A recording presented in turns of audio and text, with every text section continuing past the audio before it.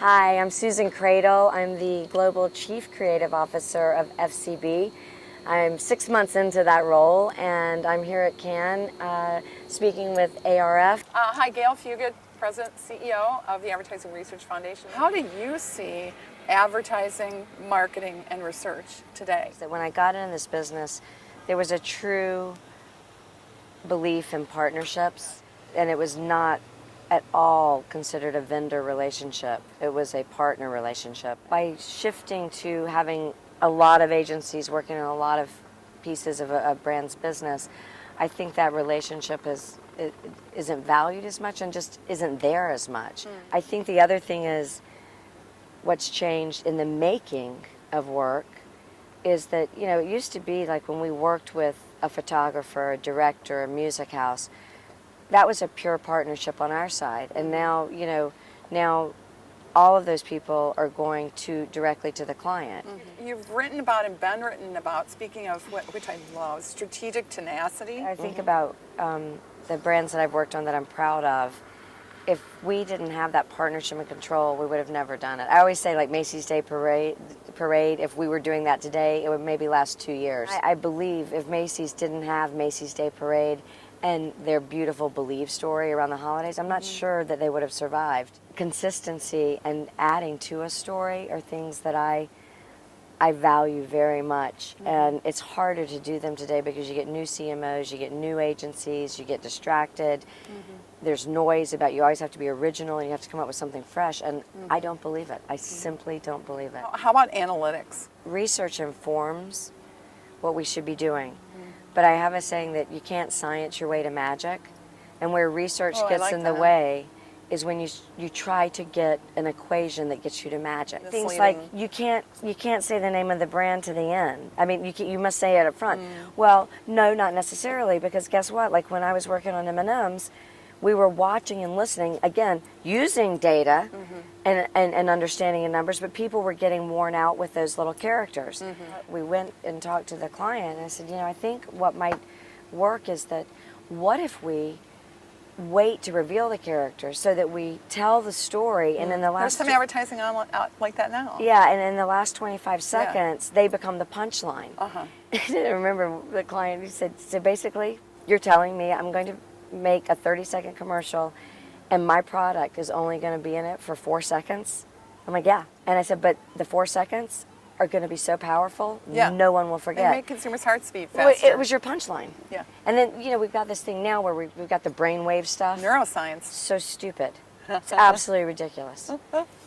And the way people use it is that they're like going, oh my God, the brain's not working right now. We got to put something in there. I'm like, no, the brain doesn't do that. If I told you this the whole way like this the whole time, I mean, you would just be like, oh, I felt it. Yeah. Versus, it ebbs and flows. Yeah. We need a brain to feel off to turn it back on. I don't understand why we test the heck out of work before we run it. To me, that's a waste of time. Get into market. Yeah. My best work I've never tested. Never.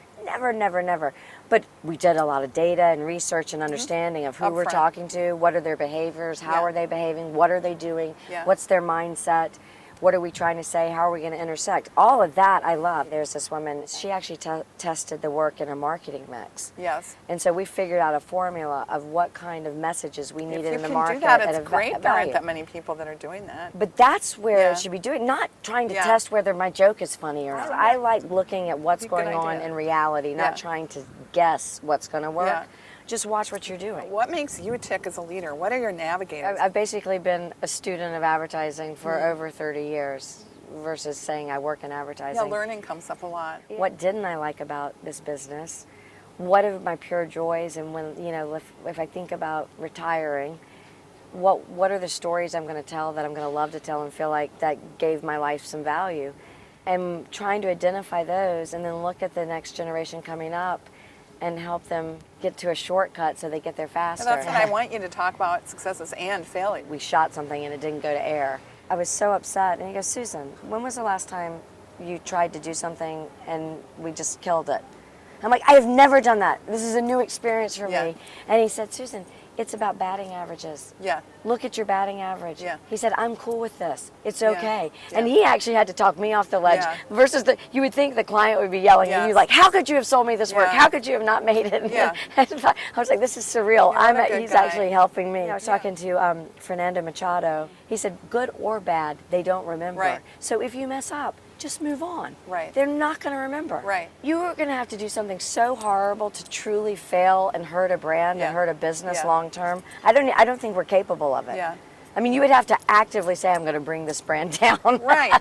Right. So why are we so afraid Right. of failure? Right. A challenge is actually a motivation to make change. Yeah. In that motivation to make change, we will do something that's probably better. How can we get advertising and build brand value and the values to reflect society as it really is today? It's interesting. Meg Smith, who's the Chief Technology Officer at the White House, Yes. has been very involved with our industry. And she said Yes. exactly what you were saying is like, because if you will start telling the stories that push the world to the next place, we can get there faster.